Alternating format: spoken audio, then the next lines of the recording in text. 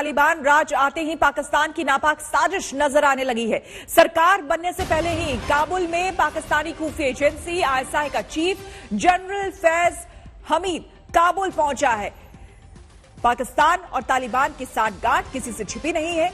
इमरान के मंत्री ने तो अफगानिस्तान पर तालिबान के कब्जे के बाद ही जश्न मनाना शुरू कर दिया था और अब जो खबर आ रही है आईएसआई चीफ फैज हमीद के साथ बड़ा पाक प्रतिनिधिमंडल जो है वो काबुल पहुंच गया है।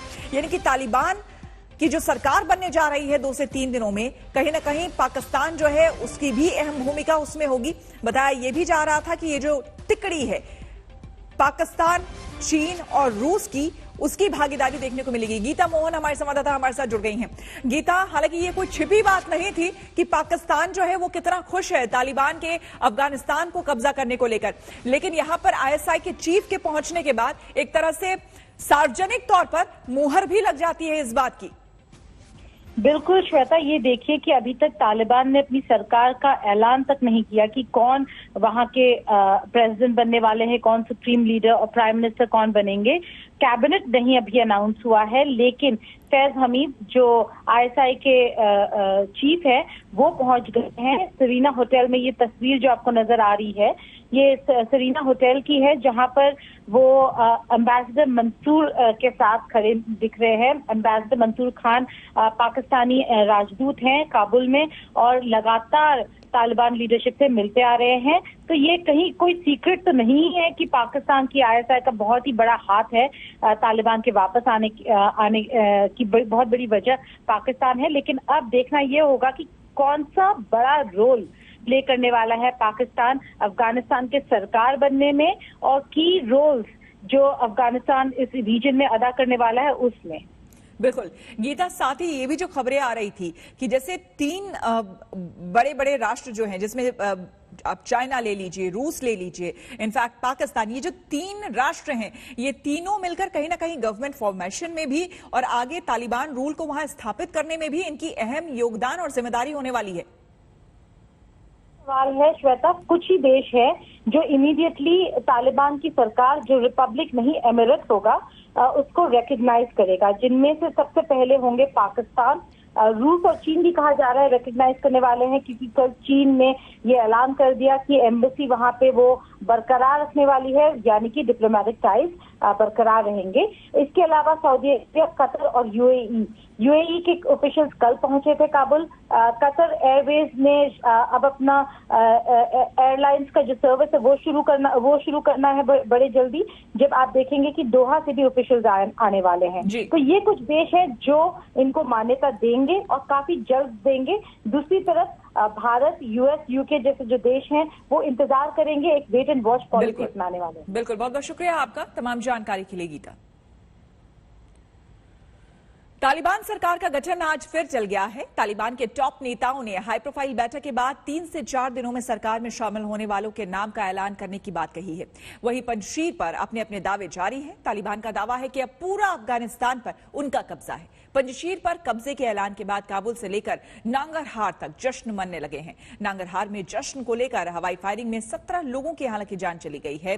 कुछ बहादुर महिलाओं ने तालिबान राज के खिलाफ लगातार आवाज उठाई है। आज काबुल में तालिबानियों ने महिलाओं की पिटाई भी की और इसकी तस्वीर भी सामने आई है, जो कि बेहद दुर्भाग्यपूर्ण है।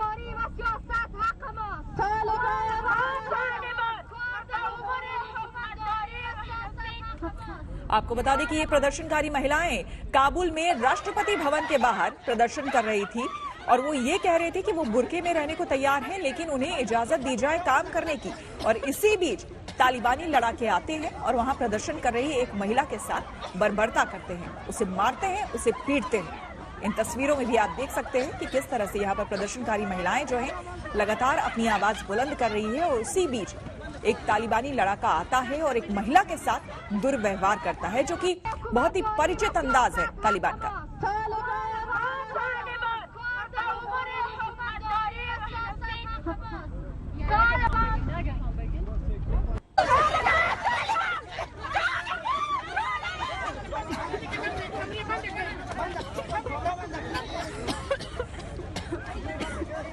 तस्वीरों में आप देखिए किस तरह से जब महिलाएं प्रदर्शन कर रही थी उसके बाद अचानक से यहां पर तालिबानी लड़ाके आते हैं और उसके बाद किस तरह से वो व्यवहार कर रहे हैं महिलाओं से। ये महिलाएं लगातार इस बात की गुहार लगा रही है कि जिस तरह की आजादी अभी तक वो महसूस कर रही थी उसी तरह की आजादी तालिबान के आने के बाद भी वो महसूस करे। ठीक है, अगर तालिबान ये चाहता है कि वो बुर्के में रहें तो ये बुर्के में रहने को तैयार हैं, लेकिन काम ये करना चाहती हैं, बाहर जाना चाहती हैं, काम करना चाहती है, इसकी इजाजत इन्हें मिले और अपनी बच्चियों को, लड़कियों को स्कूल भेजना चाहती है, पढ़ाई लिखाई का अधिकार मिले। तो ये तमाम बातें अपनी लेकर के आज पहुंची थी काबुल में राष्ट्रपति भवन के सामने और उस बीच देखिए इस महिला के साथ पिटाई हुई तालिबानी लड़ाके ने की।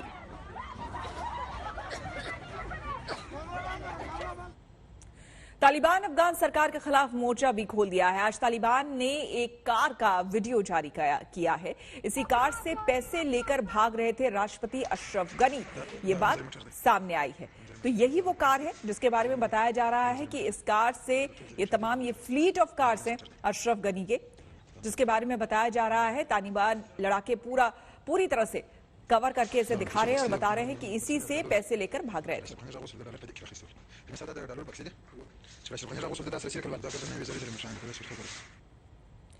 और इस वक्त की बड़ी खबर सुरक्षा से जुड़ी हुई, एक बार फिर आतंकी साजिश को लेकर अहम अलर्ट है। खुफिया सूत्रों के मुताबिक आतंकी इजरायली नागरिकों को निशाना बना सकते हैं। इस अलर्ट के बाद सुरक्षा एजेंसियां चौकस हो गई है। खुफिया जानकारी के मुताबिक 6 सितंबर से जेविश हॉलीडे की शुरुआत हो रही है। ये कई दिनों तक चलता है ज्यूविश हॉलीडे। इस दौरान बड़ी संख्या में यहूदी इकट्ठा होते हैं जिसका फायदा आतंकी उठा सकते हैं। तो बड़ी खबर आतंकी हमले की बात सामने आ रही है सुरक्षा एजेंसियों की तरफ से। अरविंद ओझा हमारे संवाददाता हमारे साथ जुड़ गए हैं। अरविंद, आपके पास इस खबर को लेकर क्या कुछ जानकारी? जी देखिए, आज तक के पास खुफिया जो अलर्ट जारी हुआ है उसकी कॉपी भी है और उसमें कहा गया है कि 6 सितंबर से जो यहूदियों का हॉलीडे है जिसे नए साल के तौर पर भी मनाते हैं, उसमें आतंकी हमले का अलर्ट है। इसमें कहा गया है कि जो काउंसलेट है, काउंसलेट के स्टाफ हैं, उसके अलावा इजराइल एम्बेसी है, वो भी निशाना बनाया जा सकता है आतंकियों के जरिए। देखिए श्वेता, जनवरी 2021 इसी साल नई दिल्ली में जो इजरायली दूतावास है उसके बेहद करीब आईडी ब्लास्ट हुआ था जिसके आरोपी अभी तक नहीं पकड़े गए हैं। ऐसे में इस अलर्ट के बाद जो एजेंसी है वो काफी चौकन्नी हो गई है। इसमें बताया गया है कि जो कबाद हाउस है उसको भी निशाना बना सकते हैं। तो ये अलर्ट है जिसको लेकर काफी गंभीर है एजेंसियां। बिल्कुल, बहुत बहुत शुक्रिया आपका अरविंद तमाम जानकारी के लिए। रुक करेंगे अगली खबर का। किसानों की लड़ाई अब उत्तर प्रदेश तक आ गई है। कल मुजफ्फरनगर में किसानों ने महापंचायत बुलाई। इसके लिए महापंचायत में देश भर के 300 से ज्यादा संगठन शामिल होंगे। इनमें करीब 60 किसान संगठन होंगे। पंजाब, हरियाणा और राजस्थान से भी किसान मुजफ्फरनगर कूच कर रहे हैं। हरियाणा की अधिकतर खाप भी यहां पर महापंचायत में शामिल होगी। किसान पंचायत को देखते हुए पश्चिमी यूपी में सुरक्षा बढ़ा दी गई। मुजफ्फरनगर और आसपास के जिलों में आईपीएस अधिकारियों को सुरक्षा की जिम्मेदारी दी गई है। आपको ये तस्वीरें हम दिखा रहे हैं। किसानों की लड़ाई देखिए किस तरह से उत्तर प्रदेश तक आ गई है और उसके बाद यहां महापंचायत की तैयारी हो रही है। मुजफ्फरनगर में यह किसान महापंचायत होने वाला है जिसको लेकर तमाम तरह की तैयारियां हो रही है। काले धन का भी कहा था। आपको बता दें कि उत्तर प्रदेश के चुनाव करीब हैं और उससे पहले एक बार फिर से किसानों ने दम भरा है। क्या कुछ कहना है राकेश टिकैत का, जरा सुनते हैं। लगभग कितने लोग पहुंचेंगे, एक संख्या अगर आप बता सकें?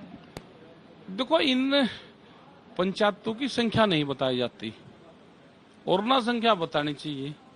वो तो देखने वाला है कि वहां पे जाएंगे और वो उसको देख के फिर अलग अलग अपना फीडबैक देता है कि कितने लोग यहाँ पे होंगे। लेकिन यह है कि बड़ी संख्या में लोग जाएंगे वहां पे। ये बार बार देखते हैं, करनाल में हाल ही में जब प्रोटेस्ट चल रहा था तो आप लोगों के ऊपर लाठी बरसाई गई, जो किसानों से ये भी कहा गया कि एक किसान की उसमें मौत भी हो गई। तो ये जो इवेंट है इसके चलते इतने फार्मर्स जो पहुंचने वाले हैं, क्या रोकेंगे? अगर तो आप लोग का क्या इरादा है, कैसे आप लोग पहुंचने की? नहीं रोकेगा कोई, कैसे रोक देगा कोई? ये कोई सरकारी मीटिंग है या ये हमारी पंचायत है तो इसको नहीं कोई रोकेगा। रोकेगा तो लोग तोड़ कर जाएंगे। भीड़ ज्यादा होती है तो रास्ते वैसे ही चौक हो जाता है, तो इसके चक्कर में कहीं ना कहीं आप लोगों का प्लानिंग क्या है कि लोग घुस के भी अगर कहीं में कोई गड़बड़ी हो गई, वॉलंटियर्स है जो देख रेख सब वॉलंटियर हैं, वे सब देख रहे हैं, उनकी सब ड्यूटी लगा दी गई। वहाँ इमरजेंसी नंबर सब दे दिए गए और हर उसकी ड्यूटी लगाई, रास्तों पर ड्यूटी लगाई। उनको कल ही किसकी ड्यूटी कहाँ रहनी, कल उसको डिस्पैच कर दिया, सब लोगों को बता दिया, वहाँ पे बता दिया गया। लोगों के रुकने की व्यवस्था वहाँ पे करी गई है। जो वॉलंटियर्स हैं, बाहर से लोग कल ही आना शुरू हो गए थे। यहाँ पे जो गाजीपुर, टिकरी और सिंगू है, यहाँ से भी लोग जाएंगे? ज्यादातर लोग जाएंगे, कुछ लोग, लेकिन ज्यादातर लोग गांव से जाएंगे। और ये जहां पर कल महापंचायत होने वाली है, वहां का जायजा लिया हमारे संवाददाता कुमार कुणाल ने। देखिए ये रिपोर्ट। नवंबर को पिछले साल किसानों का महासंग्राम यानी आंदोलन शुरू हुआ दिल्ली के बॉर्डर पर, लेकिन वो अब पहुंच गया है मुजफ्फरनगर जो माना जाता है टिकैतों की धरती है। अब ये पीछे आप देखिए कि ये बड़ा ग्राउंड तैयार किया गया है महापंचायत के लिए। 5 तारीख को राजकीय इंटर कॉलेज का ग्राउंड है, ये ऐतिहासिक ग्राउंड है। यहाँ पर पहले भी बहुत बड़ी बड़ी रैलियां हो चुकी हैं, लेकिन इस बार इसलिए अलग है क्योंकि इस बार सिर्फ मुजफ्फरनगर नहीं बल्कि पूरे संयुक्त किसान मोर्चा की रैली यहाँ होनी है। कई राज्यों से यहाँ पर लोग इकट्ठा होंगे और एक तरीके से मिशन यूपी का ऐलान किया जाएगा। तो ये एक बड़ा ग्राउंड है, लेकिन ऐसा कहा जा रहा है ऑर्गेनाइजेशन जो कि इसको पूरी रैली को आयोजन कर रहे हैं कि ये ग्राउंड भी छोटा पड़ेगा। और ये सामने तैयार किया गया है बड़ा सा मंच जिस पर तमाम बड़े नेता रहेंगे, उनकी भी तैयारी की गई है। तैयारी इस वक्त चल रही है, रविवार को रैली है, लेकिन हमारे साथ किस तरीके की तैयारी है, क्या होगी उसकी रूपरेखा, रैली किस किस्म की होगी, ये बताने के लिए भारतीय किसान यूनियन के राष्ट्रीय महासचिव युद्धवीर सिंह जी हैं। युद्धवीर जी, क्यों अलग है ये रैली? ये रैली एक तो ये साधारण रैली नहीं है। आज ये एक विषय को लेकर आंदोलन हमने शुरू किया था कि 3 कानून वापस लिए जाएं और एमएसपी पे कानूनी गारंटी दी जाए। संयुक्त किसान मोर्चे के नेतृत्व में ये आंदोलन शुरू हुआ था। और अब बात प्रियंका गांधी के मिशन यूपी की। जी हां, प्रियंका ने कांग्रेस कार्यकर्ताओं में जोश भरने के लिए आज मंत्र दिया। सिर्फ चुनाव जंग नहीं है, हम अगर कांग्रेस का कार्यकर्ता है उत्तर प्रदेश में तो वो रोज एक न एक जंग लड़ रहा है। वो सच्चाई के लिए लड़ रहा है, वो अपने वजूद के लिए लड़ रहा है, वो जनता की समस्याओं को लेकर लड़ रहा है और एक ऐसी सरकार से लड़ रहा है जो पूरी तरह से तानाशाही बना के रखी है यूपी में, जिसने लोकतंत्र की धज्जियां उड़ा रखी है। एक ऐसी सरकार जिसके खिलाफ अगर कोई बोले तो उसको उठा के गिरफ्तार कर देती है। तो इन परिस्थितियों में आप कांग्रेस के लिए लड़ रहे हैं तो ये कोई हल्की बात नहीं है। सबसे पहले तो आपको बहुत गर्व होना चाहिए कि आप लड़ रहे हैं, आप खड़े हैं। और बड़ी खबर आपको बता दें, टोक्यो पैरालंपिक से आ रही है, जहां पर आज भारतीय खिलाड़ियों के लिए सुपर सैटरडे रहा है।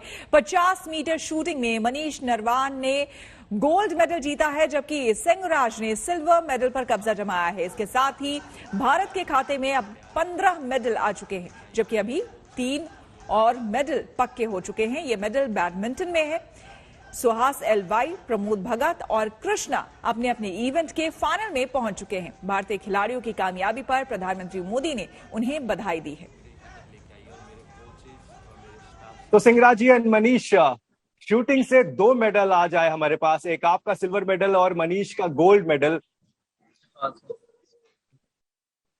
मैं सबसे पहले ये समझना चाहूंगा कि किस तरीके से प्लान आउट किया था इस इवेंट के लिए, क्योंकि अगर हमने देखा है कि शूटिंग में जो इस बार की परफॉर्मेंस रही है वो अनबिलीवेबल रही है। अवनी से शुरुआत हुई थी मेडल की शूटिंग में और यहाँ पर आकर आप दोनों ने रिस्पेक्टिवली सिल्वर और गोल्ड मेडल।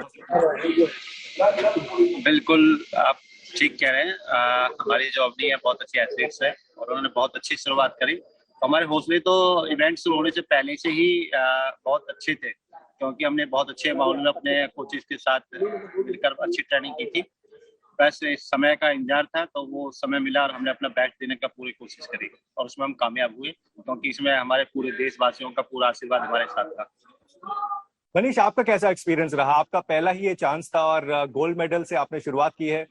अच्छा एक्सपीरियंस था सर, और हम दोनों ने मिलके, मतलब भैया भी थे साथ में, और ये मेरा 10 मीटर का मैच थोड़ा अच्छा नहीं हो पाया था, तो इन्होंने काफी समझाया भी था मुझे, और अब 50 मीटर में हम दोनों ने मिलकर मेडल जीता देश के लिए।